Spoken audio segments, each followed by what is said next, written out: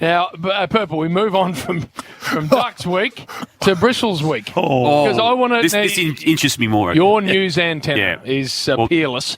And and you went strongly with it last Saturday. We've done this last week. No, we need to get to the week then. We do. So, Friday night, of course, last week, they tried... a few tried to change the name of Bristles man Orazio Fantasia. Tried to change it. Of course, we discussed it with him last week. Fantasy. And with the Fantasia Fantasia whole thing. And his own network went against him too. He wasn't happy. Yeah. He was ambushed by his own network when he wasn't broadcasting, when Basil was. He wasn't happy. Bruce wasn't.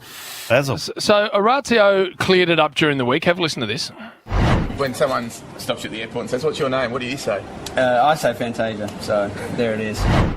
So there's our man, little razzle-dazzle, clearing it up. Yep. But what interested me in the cut and thrust, Purple, of the first couple of days of the week is I got the feeling that a couple of what I would call minnows just sensed that there was a carcass that they might be able to just feast on for a second. And a big one. They thought, hello, the big man might just have the flank exposed and I might just have a little crack here. And he was vulnerable, wasn't he? His own network had led the charge. It is a shrinking carcass, though. No. And you're right, Jim, because the people did seem to queue up, and there were all sorts of comments made. I even saw the term casual racism directed BT's way about why and how this name should be pronounced the way the certain person wanted, but that was before we knew that Orazio himself was happy with how Brian pronounced it. But this is what interests me. So it became a bit of a pile-on, which is what can happen in this country. One goes, and then another one goes, oh, hello, there might be a bit of exposure. I'll go as well. And then, hello, there's a couple on. Oh,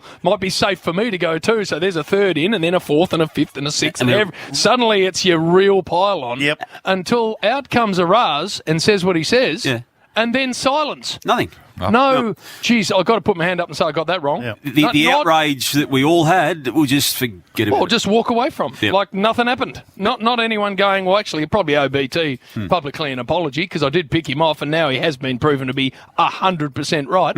Did I just miss that? Do you think you didn't miss it. It didn't happen. No. Do you think BT might have got to Orazio, though? No, because Oraz did say that Brian was right.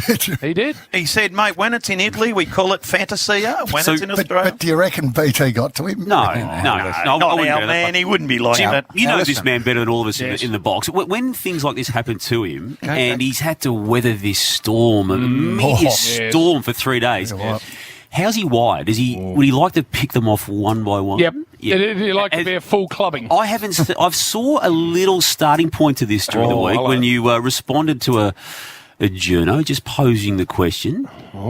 How are you going about this process, Brian? What do you mean? Seen any of them in the airport or in a media box and picked any of them off personally? On social media? Give Basil a go. I was sitting at Perth Airport last night waiting to come home, and we had a few hours to fill.